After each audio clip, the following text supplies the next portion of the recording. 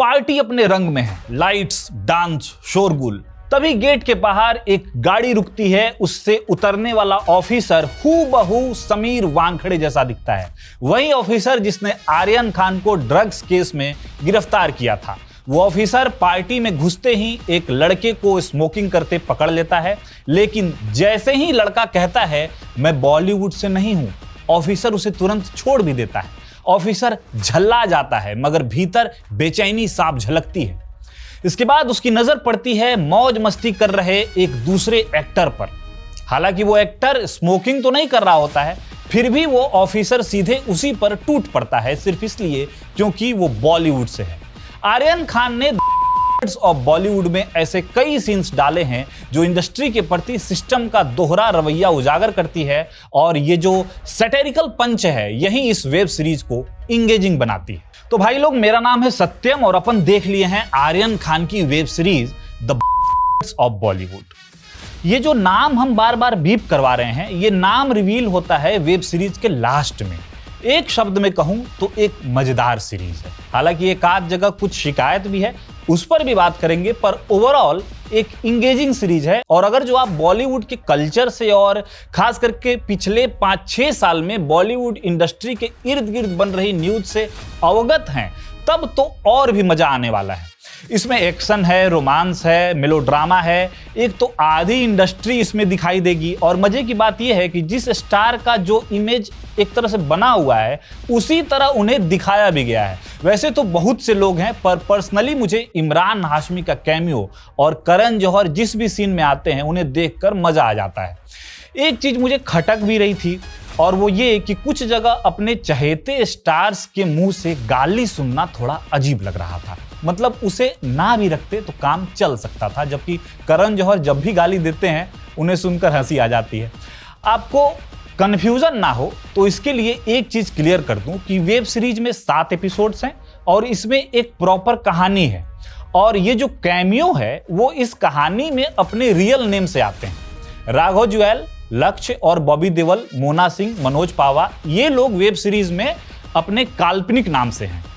तो जो web series में एक कहानी है उसके ये लोग किरदार हैं। तो वहीं शाहरुख खान यानी बादशाह ऑफ बॉलीवुड और रैपर बादशाह, सलमान खान, आमिर, सारा अली खान, दिशा पाटनी, इवन करण जौहर, ये लोग भी ऑफ कोर्स वेब सीरीज के हिस्सा है, पर ये लोग अपने रियल नेम से जाने जाते हैं इस वेब सीरीज के अंदर।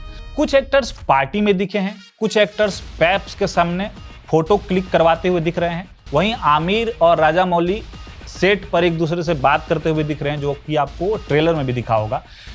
जैसे ओम शांति ओम में फिल्मी कैरेक्टर आते हैं ना, वैसे ही कुछ आप समझ लीजिए। बिना स्पॉइलर, वेब सीरीज की कहानी कुछ यूं है कि आसमान यानी लक्ष्य एक आउटसाइडर हैं और उनकी पहली ही फिल्म जबरदस्त हिट साबित हो जाती है। इसके बाद इंडस्ट्री में उनके लिए बहुत सारे ऑफर्स भी आते हैं, उनको एक फिल्म भी मिलता है, एक नेपो किड करिश्मा तलवार के साथ, जो अजय तलवार की बेटी हैं। बॉबी देओल अजय तलवार के रोल में और करिश्मा तलवार के रोल में शहर बम्बा हैं। लेकिन अजय तलवार चाहते नहीं हैं कि उनकी बेटी इस न्यू कमर के साथ काम करे। मेन कहानी यही है, लक्ष्य काम करना चाहते हैं और इसी स्ट्रगल में वो फंसे हुए हैं कि उनको जो प्रोजेक्ट का ऑफर मिला हुआ है उसको कम से कम वो पूरा कर लें। बेसिकली इंडस्ट्री में अपना वो खुद का पहचान बनाना चाहते हैं, और बॉबी देओल यानी अजय तलवार उनको फंसा रहे हैं। क्यों, ये अंत में जाकर पता चलेगा। सबने बढ़िया काम किया है और लक्ष्य हीरो टाइप मटेरियल लग रहे हैं भाई।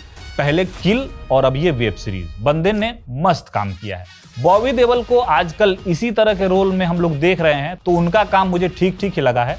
शहर ने भी ठीक ठाक काम किया है। राघव जुएल आसमान सिंह के दोस्त के किरदार में है और अन्या सिंह आसमान की मैनेजर बनी है। इन दोनों ने गजब का काम किया है, खास करके राघव जुएल ने। जिस भी सीन में आते हैं माहौल बना देते हैं।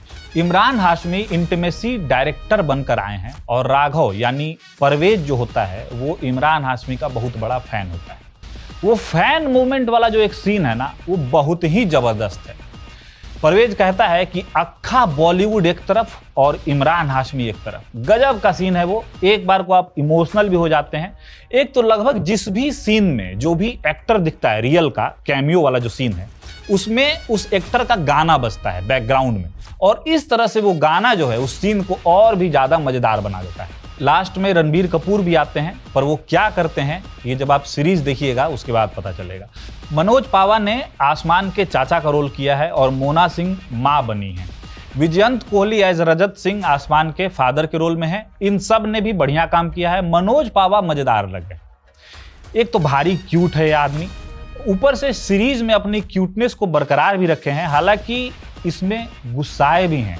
उन्हें कभी कभी तो बॉलीवुड के सिस्टम के ऊपर जो है अपनी भड़ास निकालते हुए भी देखा गया है सीरीज के अंदर। रजत बेदी इतने साल बाद वापस आए हैं, लेकिन उनका कैरेक्टर मतलब बड़ा अजीब सा बनाया गया है।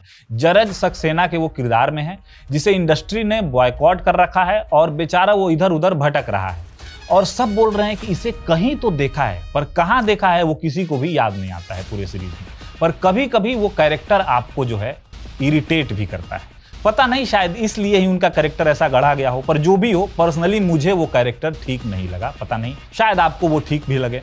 मतलब मैं कमबैक कुछ अलग टाइप से एक्सपेक्ट कर रहा था। आर्यन खान ने अपनी सीरीज में नेपो किड वर्सेस आउटसाइडर्स का डिबेट भी दिखाया है। एक राउंड टेबल इंटरव्यू जैसा एक सीन है जिसे देखकर हमारे सपने जहां पूरे होते हैं, इनका स्ट्रगल वहां से शुरू होता है वाला इंटरव्यू आपको याद आएगा। इसके अलावा पेड रिव्यू का रैकेट कैसे चलाया जाता है, कैसे वो काम करता है, इसको भी बातों बातों में दिखाया गया है। उसका जिक्र हुआ है कई जगह। बॉलीवुड पार्टीज का जिक्र तो मैंने किया ही। उस पार्टी में कैसे लोग काम मांगते हैं और कैसे लोग काम से बचते हैं, इसको भी दिखाया गया है। गानों के रिमिक्स वाला कल्चर जो आजकल चल रहा है, इनफैक्ट इशारों इशारों में उस बात को भी दिखाया गया है। इंटरनेशनल माफिया से लेकर मूवी माफिया तक को दिखाया गया है। आर्यन खान का डेब्यू डायरेक्टर के तौर पे बढ़िया काम। चूंकि ये कोई ऐसी आर्ट फिल्म या सीरीज नहीं है, इसलिए इसमें उस टाइप का आपको फैक्टर तो नजर नहीं आएगा, बट ये मैं जरूर कहूंगा कि कहीं से आपको लगेगा नहीं कि ये उनकी पहली सीरीज है। ये तो हो गई अच्छी बात, बट जितना माहौल बनाया गया था उस हिसाब से अगर आपकी एक्सपेक्टेशन, फिर तो समझिए थीम को आप भले ही जरा हट के कह सकते, पर उसके अलावा तो फिलहाल ऐसा कुछ नहीं दिखा जो बहुत ज्यादा तारीफ करने लायक हो। लेकिन आई रिपीट, ये उनकी पहली ही फिल्म है और इस हिसाब से जितना उन्होंने किया है वो बहुत मस्त किया है। मैं खास करके आर्यन के ऑब्जर्वेशन की तारीफ करना चाहूंगा। एक बार को आप सोचने लगेंगे कि इतना सब कुछ पता कैसे है उनको। तो कुल मिलाकर एक मजेदार वेब सीरीज है। 7 एपिसोड्स हैं, लेकिन 5वें एपिसोड के बाद थोड़ा ज्यादा ही मेलोड्रामा हो गया है। वहां से स्टोरी भी थोड़ी हल्की हो गई है, थोड़ी स्टोरी भटक गई है, जो 7वें एपिसोड के क्लाइमेक्स में जाकर बंधती है। लेकिन उससे पहले ही आप भाप जाते हैं कि एंडिंग क्या होने वाला है, क्योंकि एंडिंग बॉलीवुडिया मेलोड्रामा टाइप का ही है। शायद ये मेकिंग का हिस्सा हो, क्योंकि उसी क्लाइमेक्स में ही सीरीज का नाम रिवील होता है ऑफ बॉलीवुड। हमारी तरफ से वेब सीरीज को 3.5 स्टार्स। फनी भी है और इंगेजिंग भी। इस वीकेंड देख सकते हैं। कमेंट में बताइएगा जरूर कि आपको ये रिव्यू कैसा लगा, और हमारे चैनल विट्टी चोखा को सब्सक्राइब कर लीजिएगा। धन्यवाद।